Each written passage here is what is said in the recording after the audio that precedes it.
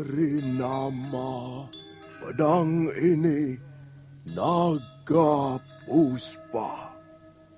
Selamatkan dia. Jangan sampai jatuh ke tangan pendekar berwatak jahat.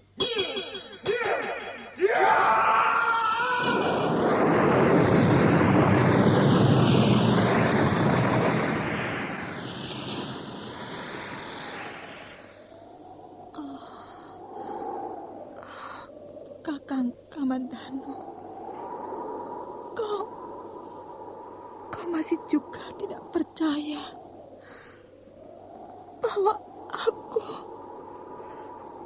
aku mencintaimu. Mesin, maafkan aku, Mesin. Mesin. Mesin!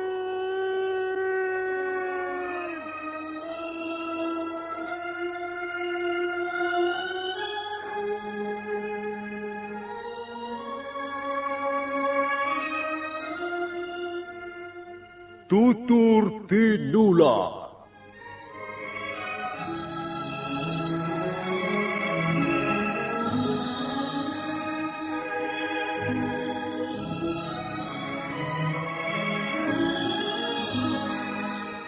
Sebuah sandiwara radio serial, produksi Sanggar Cerita dan teater Sanggar Prativi.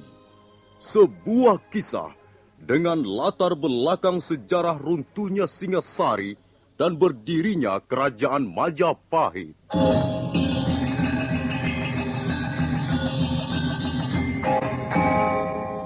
Sandiwara ini didukung oleh pemain-pemain radio yang sudah ternama. Ferry Fadli, Ivone Rose, dan Eli Ermawati.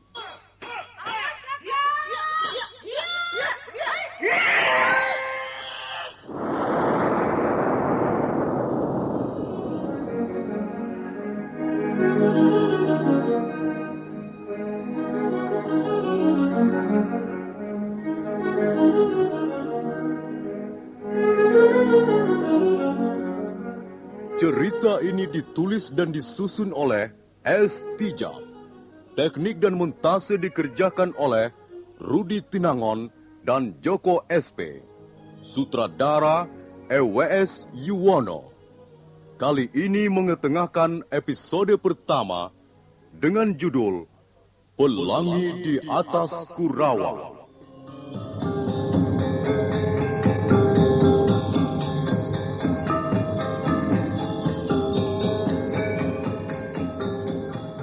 Dalam seri yang keempat ini, didukung oleh para pemain, Hari Aki sebagai Empu Hanggareksa, Wenda Lubis sebagai Wirot, Asdi Suhastra sebagai Empu Ranubaya, Iwan sebagai Prana Raja, Benny sebagai Jarawaha, Wawan Gewe sebagai Ganggadara, M. Abud sebagai Arya Dwi Pangga, Ferry Fadli sebagai Arya Kamandanu, Eli Panca sebagai Nyi Rongkot, dan Nusri pembawa cerita. Selamat menikmati.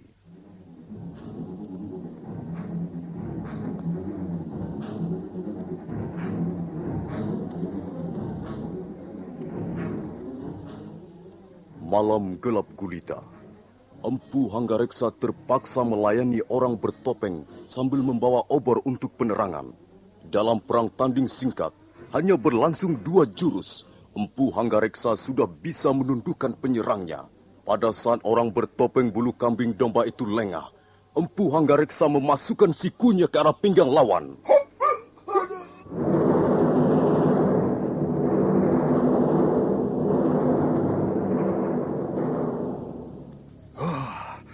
Ternyata kau hantu gadungan. Kau manusia biasa. Buktinya kau bisa mengaduh merasakan sakit. Nah, sekarang aku ingin tahu, seperti apa orang yang berani bermain-main hantu-hantuan di depanku.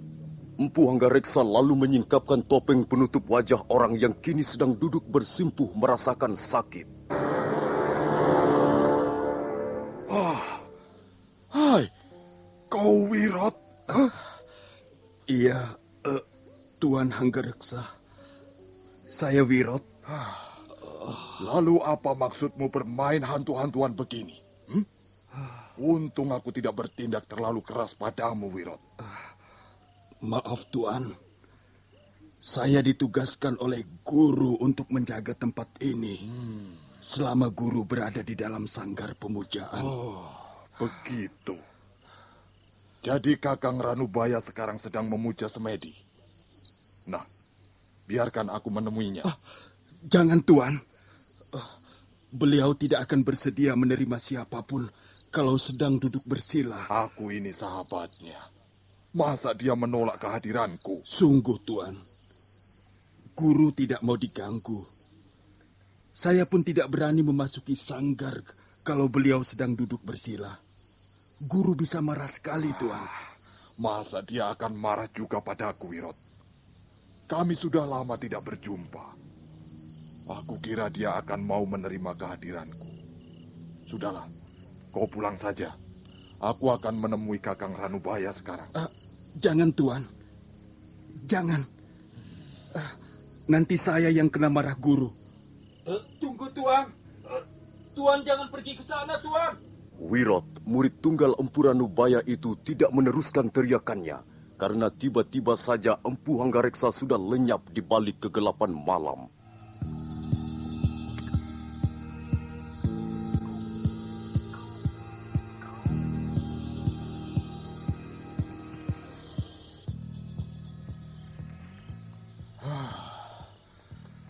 Rupanya inilah batu besar yang menyerupai payung raksasa. Seperti yang dikatakan Wirot itu. Lalu di mana letak sanggar pamujan itu? Barangkali di balik batu ini.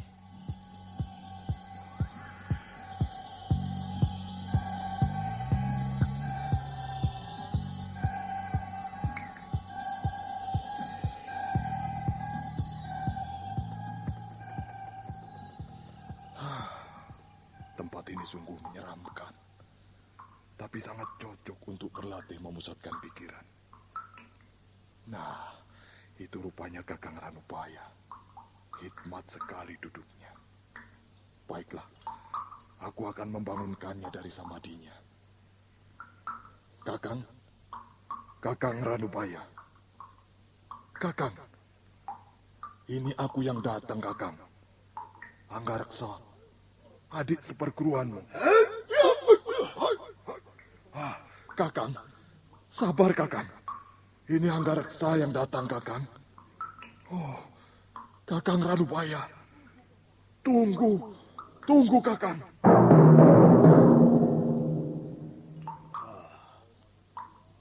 Apa kau manusia atau setan gentayangan yang suka menggoda orang duduk bersila? Aku ini Hanggareksa, Kakang. Bukan nama yang kutanyakan.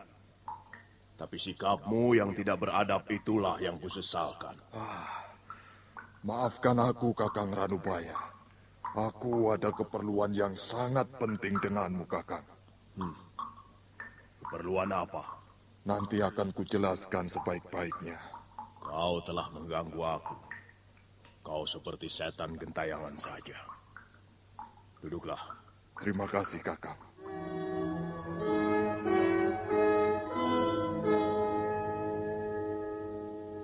Menurut pendapatku, ini adalah kesempatan yang sangat berharga. Untukku dan juga untuk Kakang Ranubaya. Prasasti Camunda adalah pencerminan dari kebijaksanaan raja kita sekarang ini. Maksudmu, aku kau suruh mengabdi pada Kertanegara? Kita bekerja sama untuk membangun negeri ini, Kakang. Tidak. Aku tidak akan berkhianat pada bisikan hati nuraniku. Kakang, pendirianmu itu tidak mempunyai dasar berpijak yang jelas, Kakang. Hanggareksa, kalau selama ini aku mau bekerja membantumu menciptakan senjata pusaka, sama sekali itu bukan karena Kertanegara. Itu kulakukan hanya demi persaudaraan kita. Kau adik seperguruanku. Dan aku ingat kata-kata guru sebelum wafat, bahwa kita hendaknya bekerja saling bahu-membahu. Amanat guru memang patut kita pelihara dan laksanakan dalam kehidupan kita, Kakang. Lalu mengapa Kakang Ranubaya sekarang berubah? Karena kau pun kulihat semakin hari semakin berubah, Hanggareksa. Tidak, Kakang. Tidak, Kakang. Aku masih tetap Hanggareksa yang dulu. Wujud lahirmu memang tidak berubah. Tapi kehidupan batinmu yang mulai menyimpang, Hanggareksa. Kau mulai gila kehormatan, gila kedudukan dan harta. Kau mabuk kehidupan mewah dan serba gemerlap. Itulah sebabnya kau kelihatan gembira dan bangga mendapat undangan resmi dari Kertanegara. Aku kira adalah pantas untuk merasa bangga jika seseorang mendapat perhatian secara khusus dari raja. Tidak semua orang. Ya, barangkali bagi mereka yang tinggi hati, tidak. Hanggareksa, ada dua hal penting yang membuat aku tak mau membuat senjata pusaka untuk Kertanegara. Pertama, karena Kertanegara adalah keturunan Kenarok. Dan kedua, karena aku tak ingin lagi melihat karyaku dilumuri darah ribuan manusia tak berdosa. Perasaanmu terlalu halus, Kakang Ranubaya. Kau pandai dan berbakat sekali menciptakan senjata pusaka. Kau adalah murid paling berbakat di antara kami. 3 serangkai saudara seperguruan. Tapi sayang sekali, watakmu terlalu keras dan mudah patah. Aku tidak mau dipaksa melakukan sesuatu yang tak kuinginkan, Hanggareksa. Sekalipun itu untuk keberhasilan, untuk mengabdi pada negara dan orang banyak. Hanggareksa, ukuran keberhasilan bagi orang yang satu dan yang lain tidak sama. Demikian pula cara mengabdi pada negara dan masyarakat. Masing-masing orang punya gayanya sendiri-sendiri. Jadi aku telah gagal datang kemari. Ya, kau telah gagal sebelum kau keluar dari pintu rumahmu, Hanggareksa.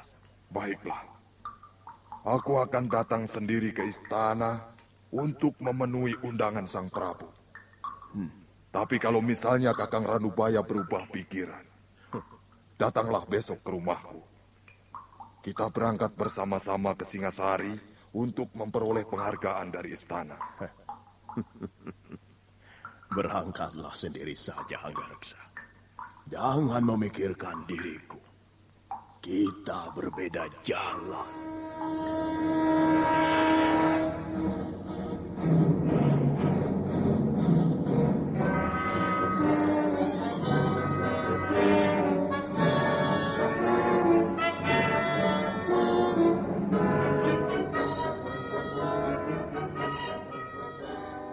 Ayah memanggil kami berdua. Iya, Dwi Pangga dan kau Kamandanu. Aku akan pergi ke Singasari bersama tuan-tuan ini. Selama aku pergi, kalian menjaga rumah. Baik, Ayah. Sebelum aku kembali, kalian jangan pergi jauh-jauh. Baik, Ayah. Bagaimana Tuan Pranaraja? Kita berangkat sekarang? Begitu lebih baik, Tuan Hanggareksa. Kita bisa segera tiba di Singasari. Setelah menaikkan perbekalan ke atas punggung kuda, mereka pun segera naik ke atas kuda. Dan sebentar kemudian, mereka berempat berangkat meninggalkan desa Kurawan.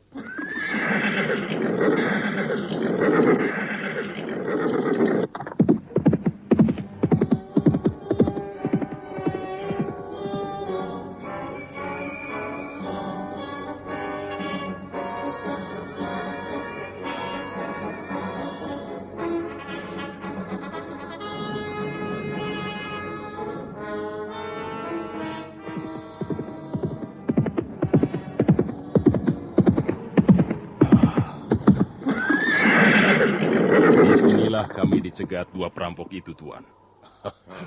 Iya. Lihat saja, pohon itu masih melintang di tengah jalan. Benar, Tuan. Pohon itu sengaja dirobohkan untuk menghalangi jalan kami, Tuan. Jaran lecong dan jaran bangkal. Iya, itulah nama mereka, Tuan. Iya. Kemudian datang lagi 2 orang yang juga belum kami kenal. Mereka laki-laki dan perempuan. Mereka mengaku bernama Empu Bajil dan Dewi Sampi. Bagaimana dengan logat bicara mereka? Ya, sepertinya bukan logat bicara daerah di sekitar sini, Tuan. Iya, bicaranya agak kaku, seperti logat bicara orang dari daerah Gelang-Gelang. Iya. Akhir-akhir ini memang banyak orang dari Gelang-Gelang berkeliaran keluar masuk desa. Iya, kita tidak usah khawatir karena pemerintah Singasari selalu waspada. Apakah ada yang berdiri di belakang mereka itu, Tuan? Tuanku Lembu Sora mencurigai Raja Gelang-Gelang sendiri. Jaya Katuang? Ya, Raja bawahan Singasari itu memang agak mencurigakan. Tapi semua itu tentu saja belum ada bukti yang bisa dipertanggungjawabkan. Dengan begitu, pemerintah Singasari belum berani bertindak terlalu jauh. Ya, kalau memang Jaya Katuang mau membuat kekacauan dengan orang-orangnya, bisa terjadi pertumpahan darah sesama saudara. Bukankah Jaya Katuang itu masih besan Prabu Kertanegara sendiri? Benar, Tuan. Arda Raja, putra Jaya Katuang, telah memperistri salah seorang putri sang Prabu. Bukan hanya besan, Kakang Jarawaha. Prabu Kertanegara itu putra Prabu Seminingrat atau Ranggawuni. Nah, adik sang Prabu Kertanegara yang bernama Nararya Turuk Bali dipersunting Jaya Katuang. Jadi di samping besan, sebenarnya Jaya Katuang masih adik ipar sang Prabu Kertanegara sendiri. Iya. Karena itu sang Prabu sama sekali tidak percaya mengenai desas-desus bahwa Jaya Katuang berdiri di belakang kerusuhan yang melanda Singasari dan sekitarnya. Sang Prabu malah mencurigai negara-negara taklukan seperti Kerajaan Sunda atau Madura. Bahkan Sang Prabu memerintahkan agar kita semua waspada terhadap 2 orang pembesar istana yang telah diberhentikan. Maksudku Arya Wiraraja atau Banyakwide dan Sang Ramapati. Tapi mungkin juga 2 orang itu menjadi biang keladinya karena sakit hati. Baiklah. Mari kita teruskan perjalanan, Tuan. Saya kira kita tidak perlu menginap di Jasun Bungkal. Kita bisa terus berkuda sampai Rabut Jarat dan menginap di desa kecil itu. Mari, Tuan Pranaraja.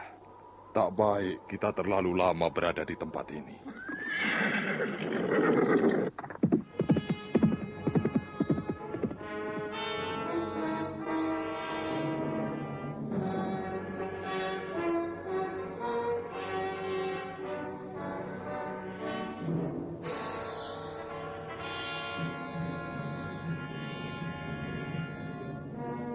Pelangi muncul di atas Kurawan.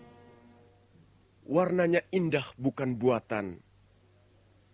Seorang gadis terenganga keheranan. Rambutnya tergerai jatuh ke pangkuan. Bagaimana pendapatmu tentang syairku ini, Adhika Mandanu? Bagus tidak? Aku tidak tahu syair. Ya, tapi kau bisa melihat kata-katanya. Kalau tidak salah, syairmu tadi bicara tentang seorang wanita. Iya, wanita. Wanita bagiku adalah sumber ilham untuk berbuat sesuatu. Tanpa wanita, dunia ini akan terasa seperti samudera tanpa gelombang. Nah, aku mempunyai satu bait lagi. Coba dengarkan. Bulan tersembul di sela-sela rumput. Terdengar rengek bocah minta susu. Angin membelai daun-daunan. Dan malam terasa semakin sunyi. Oh, syairmu yang ini agak lain, Kakang. Aku mendengar suara rintihan yang panjang sekali. Iya, dan rintihan itu akan semakin panjang bila kita ditinggal pergi lama oleh kekasih yang kita cintai. Kau sudah pernah jatuh cinta, adik Kamandanu? Belum. Tapi kuperhatikan sekarang kau banyak berubah. Tidak seperti dulu lagi. Kau banyak menyendiri dan kurang menyukai keramaian. Itu sudah menjadi sifatku, Kakang. Kakang Dwi Pangga saja yang kurang jeli. Hingga baru melihat sekarang. Jangan begitu. Kau takut aku merebut gadismu? Aku tidak mempunyai gadis, Kakang.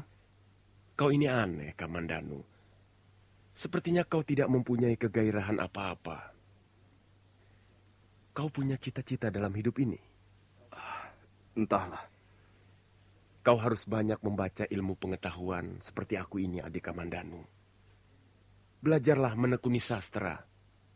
Pasti suatu saat kau akan bangkit dan merasa alangkah indahnya hidup ini. Aku merasa tidak punya bakat di bidang seni sastra, Kakang. Almarhum ibu adalah penulis sastra yang diakui oleh pemerintah Singasari di zaman Prabu Ranggawuni. Banyak tulisan beliau dipuji oleh kalangan istana. Dan bahkan, ibu pernah mendapat tanda penghargaan. Bukankah ini pedang pemberian ayah dulu, Kakang? Iya, itu pedang hadiah ayah pada saat ulang tahunku yang ke-18 dulu. Sepertinya Kakang tidak pernah menyentuh pedang ini. Aku tidak membutuhkan benda itu, Kamandanu. Maka kubiarkan saja tergantung di dinding ruangan tidurku. Kakang tidak tertarik sama sekali pada benda pusaka? Benda pusaka tidak bisa menaklukkan hati seorang wanita. Dengan pedang di tanganmu seperti itu, kau seperti seorang pendekar pilih tanding, Kamandanu. Aku pun tidak tertarik benda semacam ini, Kakang. Kata ayah, kau mempunyai bakat seorang pendekar. Ayah hanya ingin membesarkan hatiku, Kakang. Aku merasa belum menemukan apa yang kucari. Kamandanu, Bibi Rongkot tadi mencarimu. Sepertinya ada yang hendak dikatakannya padamu.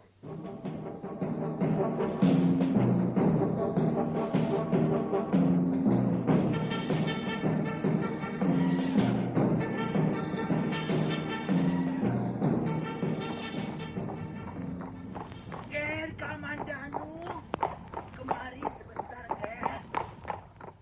Angger, Kamandanu, kemari sebentar. Bibi mau bicara. Bibi Rongkot mencari saya ya? Dari tadi Bibi mencari Angger. Kemana saja? Shh, tadi pagi Bibi mendapat salam titipan. Dari siapa, Bi? Dari yang berkulit kuning langsat, bermata jeli, dan berambut panjang mengombak. Bibi jangan menggoda. Sungguh, Ger. Katanya Angger ditunggu di tempat biasanya. Siapa yang menunggu saya, Bi? Angger Kamandanu bisa mendustai Angger Dwi Pangga atau Ayahanda. Tapi Angger tidak mungkin bisa mendustai Nyi Rongkot ini. Percaya tidak? Ayo cepat temui dia, Angger. Nanti ngambek. Iya, baiklah. Tolong bawa kuda ini ke kandangnya, Bi. Ger, Angger Kamandanu. Tunggu dulu. Anak muda di mana-mana sama. Kalau sedang jatuh cinta, menjadi kalang kabut, lupa segala-galanya.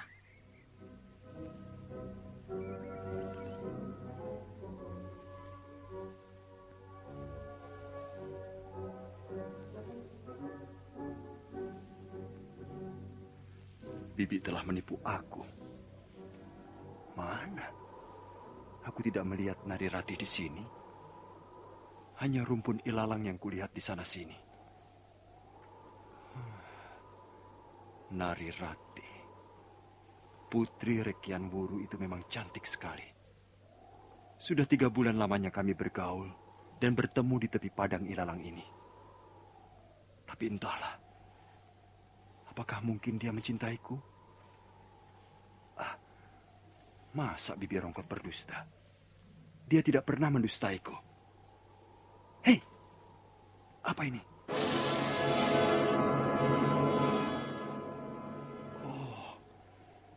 Sepertinya aku kenal benda ini.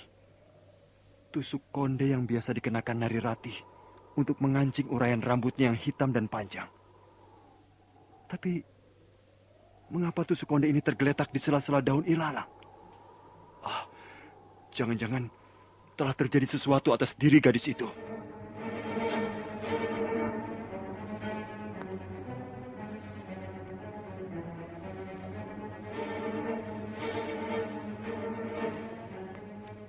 Arya Kamandanu menimang-nimang tusuk konde itu.